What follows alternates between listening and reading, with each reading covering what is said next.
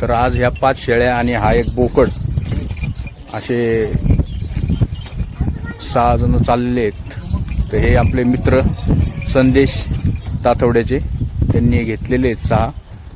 आणि संदेश भाऊ, तुम्हाला कसे वाटले? खूप सुंदर असे बोकड आणि पाटी आहेत त्या, त्यांचे पिल्लं पण आहेत आमच्याकडे त्यांनी दिलेले महेश भाऊने।